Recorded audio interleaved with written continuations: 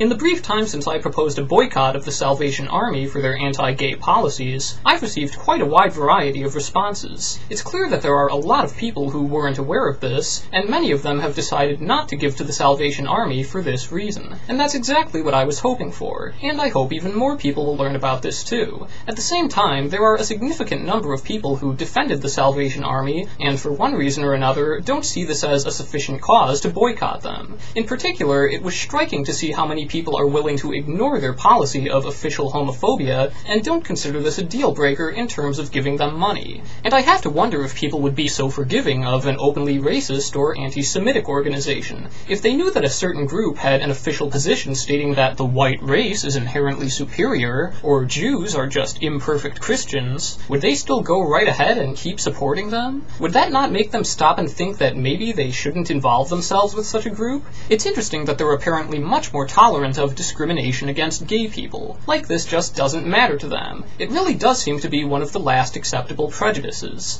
Of course, some people have tried to turn this around and claim that we must be discriminating against the Salvation Army, and that not supporting them because of their anti-gay beliefs is somehow a kind of bigotry all its own. It's rather amusing that anyone would even attempt such a ridiculous argument. It's quite obvious that standing against bigotry and taking action to discourage it is not itself bigotry at all. Indeed, this stands in direct opposition to bigotry. It's kind of like saying that if you oppose racism, you must be bigoted against racists, or racist against bigots. The real bigotry at work here is the passive bigotry of those who would allow such discriminatory attitudes to proliferate unchecked without ever lifting a finger to stop them. Arguably, choosing to let bigotry proceed without interference can mean being complicit in it yourself, but actively opposing it is most certainly not just another kind of bigotry. Other people have attempted to minimize this issue by saying that the Salvation Army doesn't have a problem with gay people, only with the act of gay sex.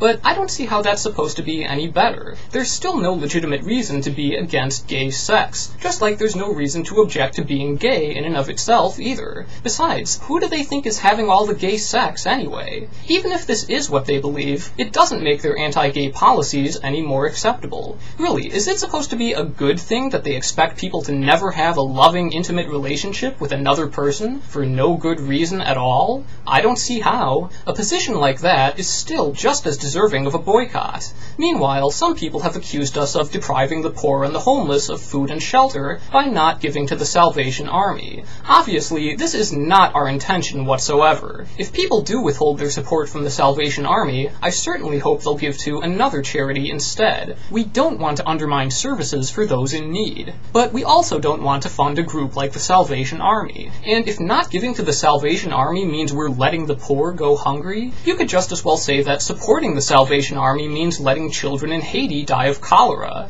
I would have to ask why people aren't willing to hold the Salvation Army itself accountable for attaching completely irrelevant homophobic policies to an otherwise very helpful operation. Where is their responsibility for driving people away from a worthwhile cause with needless bigotry? It's rather unreasonable to demand that people support your openly anti-gay organization under the implied threat that you'll have to throw poor people out on the street. That's just repulsive, and it really amounts to a kind of blackmail. In boycotting them, we're simply refusing to take the bait. So yes, we do want to make an impact on the Salvation Army itself. By making our support for them contingent upon whether they withdraw their anti-gay policies, they now have an incentive to do so. If we gave them our money regardless of what their policies were, they would never have any reason to change. And that's kind of the point of a boycott. Others have said that the Salvation Army are the only ones providing vital services in some areas, and so there is no option but to support them. But clearly, there is another option, and this is really a self-reinforcing argument whose validity relies upon its own application. Of course there won't be any other groups providing these services if everyone always donates to the Salvation Army. That's never going to change if you keep giving them your money. Nobody else could ever get off the ground. If this is the reason you have to keep giving to the Salvation Army, it's only a reason because you keep giving to the Salvation Army.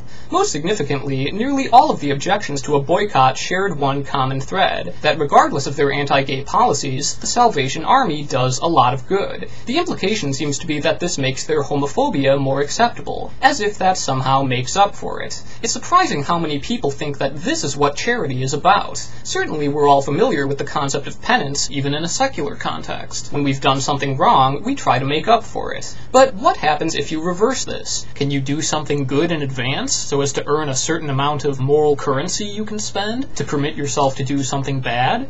Not really. The entire point of making up for something bad is that you recognize that you were wrong to do it, you try to make things right, and hopefully you'll avoid doing that again. But there is no recognition of this wrongdoing or intention of avoiding it in the future when you continually use your good deeds to grant yourself a perpetual license to do harm. This seems rather inconsistent with the purpose of a charity. Even the Salvation Army's own motto is doing the most good, and that's a goal I would completely agree with. But many people, perhaps even the Salvation Army themselves, apparently have a concept of what doing good means that is completely at odds with this. Quite simply, they don't seem to actually care about doing the most good. Emphasis on the most. Instead, they're only concerned with maintaining a moral surplus of sorts and staying out of the red. As long as they do enough good to break even and stay in the black, then they can squander as much of that goodwill as they want on doing bad things. But this is obviously self-defeating. Why go to the trouble of doing so much good if you're just going to detract from it by doing harm? That's not doing the most good, it's only doing mostly good. You aren't maximizing the good you do, you're just staying out of debt. That's not what a charity is for. If they truly want to do the most good, then they can do more good by doing less harm.